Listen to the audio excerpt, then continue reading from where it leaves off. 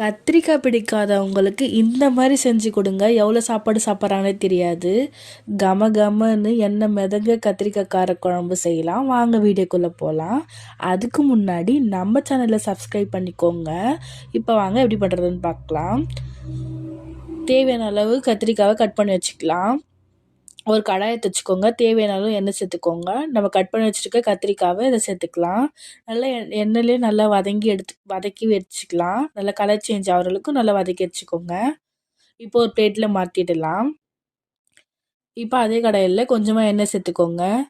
இப்போ தேவையான அளவு எண்ணெய் ஊற்றிட்டு ஹீட் ஆனதும் கொஞ்சமாக கடுகு, வெந்தயம், மிளகு, சீரகம் இதெல்லாம் நல்லா பொரிஞ்சு வந்ததும் இப்போ நம்ம தோல் ஊற்றி சேர்த்து வச்சுக்க பூண்டு சேர்த்துக்கலாம். நல்லா இது கோல்டன் ப்ரௌனிஷ் வந்ததும் கொஞ்சமாக கருவேப்பிலை சேர்த்துக்கலாம். நல்லா பொரிஞ்சு வரட்டும்.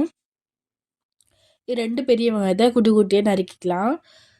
இதை சேர்த்து நல்லா வதக்கி விடுங்க. கோல்டன் ப்ரௌனிஷ் வர வரைக்கும் நல்லா வதக்கி விடுங்க.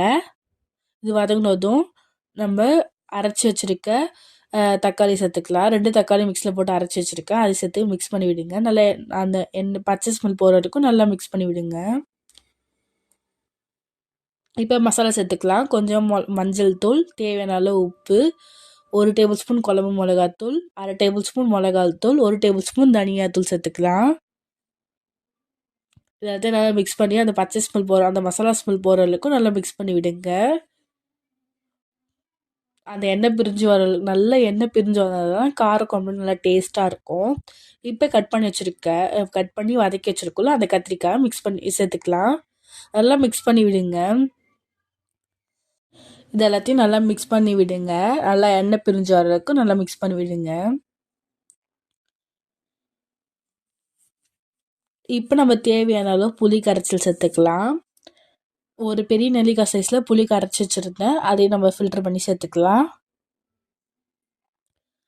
இப்போ எல்லாத்தையும் நல்லா மிக்ஸ் பண்ணி விட்டுட்டு தேவையான அளவு தண்ணி சேர்த்துக்கோங்க. உங்களுக்கு நல்லா தண்ணியாக வேணுன்னா நம்ம தண்ணி எக்ஸ்ட்ரா சேர்த்துக்கலாம். எனக்கு கிரேவியுமே வேணுன்னா கொஞ்சமாக தண்ணி சேர்த்துருக்கேன். நல்லா திக்காக கிரேவியுமே வச்சா தான் செம்ம டேஸ்ட்டாக இருக்கும் சாப்பாடோட பிசைஞ்சு சாப்பிட. நான் 1 டம்ளர் அளவுக்கு தண்ணி சேர்த்துருக்கேன். இதெல்லாம் கொதிக்க விடலாம். கொஞ்சம் ஒரு 10 நிமிஷம் கொதிக்க விடுங்க. நல்லா திக்காகிடும். ஆல்ரெடி நம்ம வதக்கி வச்சுருக்கனால கத்திரிக்காய் ரொம்ப நேரம் வேக தேவையில்லை, சீக்கிரமாக வந்துடும். இப்போ நம்ம கொதிச்சோடனே டேஸ்ட் பார்த்துட்டு லாஸ்ட்டில் கொஞ்சம் வெல்லம் சேர்த்துக்கோங்க. ஏன்னா காரக்குழம்புல வெல்லம் சேர்த்து செம்ம டேஸ்ட்டாக இருக்கும். கொத்தமல்லி கட் பண்ணி வச்சு கொத்தமல்லி தூவி இறக்கிடலாம். சுட சுட சாதத்தோட ஸ்பெஷல் சாப்பிடுங்க.